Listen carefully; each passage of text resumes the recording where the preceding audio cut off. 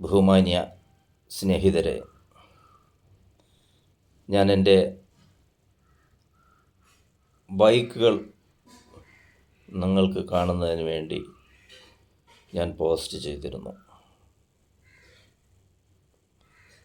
അതിൽ ഒന്നാമത്തെ എൻ്റെ ഏറ്റവും ഫേവറേറ്റും വളരെ ആഗ്രഹവും ഉണ്ടായിരുന്ന ഒരു ബൈക്കാണ് സ്പ്ലെൻഡർ റെഡ്. അത് ഞാൻ എടുക്കുകയും ലൈഫ് വളരെയധികം നന്നായി മുന്നോട്ട് പോവുകയും ആ വാഹനത്തിന് യാതൊരുവിധ കേടുപാടുകൾ ഇല്ലാത്തതും, കമ്പനി 80 മൈലേജ് പറയുന്നു എങ്കിലും 85 കിലോമീറ്റർ വരെ മൈലേജ് കിട്ടിയിരുന്നു. എന്നാൽ 14 വർഷം അത് ഉപയോഗിച്ചതിന് ശേഷം പുതിയൊരു വാഹനം എടുക്കാം എന്നുള്ള ഒരു മോഹം എന്നെ അവിടെ തളർത്തിക്കളഞ്ഞു. കാരണം ഇത്രയും നല്ലൊരു ബൈക്ക് ഞാൻ വിറ്റു എന്നതാണ് എൻ്റെ ഏറ്റവും വലിയ ലൈഫിലെ നഷ്ടം എന്ന് പറയുന്നത്. കാരണം വാഹനം എടുക്കുന്ന സമയം അത് 42,563 രൂപ ആയിരുന്നു അതിൻ്റെ വില.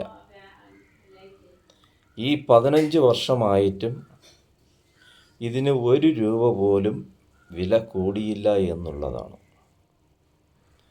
അങ്ങനെ അത് 14 വർഷമായപ്പോൾ 22,000 രൂപയ്ക്ക് ഞാനത് വിറ്റു. അത് വിറ്റിട്ട് ഹീറോ ഹോണ്ടയുടെ തന്നെ എക്സ്ട്രീം എന്ന് പറയുന്ന ബൈക്ക് എടുത്തു. ഈ എക്സ്ട്രീം എന്ന് പറയുന്ന ബൈക്കിനെ കുറിച്ച് ഞാൻ അടുത്ത വീഡിയോയിൽ വിശദീകരിക്കാം. എന്തായാലും ആദ്യമെടുത്ത Splendor bike red Kunchacko Boban Aniyathipravu എന്ന സിനിമയിലൂടെ ഹിറ്റായ ഒരു ബൈക്കാണ് ഹീറോ ഹോണ്ട സ്പ്ലെൻഡർ. അപ്പോൾ അത് ആഗ്രഹിച്ചു, അതെടുത്തു. അത് വളരെ ലൈഫ് നല്ല രീതിയിൽ മുന്നോട്ട് പോയി. യാതൊരുവിധ തകരാറുമില്ല, അപകടങ്ങളില്ല. നമുക്ക് കൈക്കൊതുങ്ങിയ വണ്ടിയാണ്. അത് കന്യാകുമാരി പലതവണ പോയിട്ടുണ്ട്. യാത്രകൾ വളരെ നല്ല രീതിയിലുള്ള യാത്രയായിരുന്നു. ഞാനും എൻ്റെ കുടുംബവും, അതായത് 2 മക്കളും ഭാര്യയും ഒത്ത് നമ്മൾ വളരെയധികം കിലോമീറ്ററുകൾ നല്ല രീതിയിൽ അത് ആ വാഹനം ഓടി. അത് നല്ലൊരു ബൈക്കാണ്. യാതൊരു വിധമായിട്ടുള്ള കംപ്ലൈൻറ്റുകളുമില്ലാത്ത ഹീറോ ഹോണ്ട കമ്പനി ഇറക്കിയ നല്ലൊരു ബൈക്കാണ് സ്പ്ലെൻഡർ. അതിന് വലിയധികം വേറെ സ്പെയർ പാർട്സിൻ്റെ ആവശ്യങ്ങളൊന്നും വരുന്നില്ല. Spare parts കിട്ടാനുണ്ടായിരുന്നു.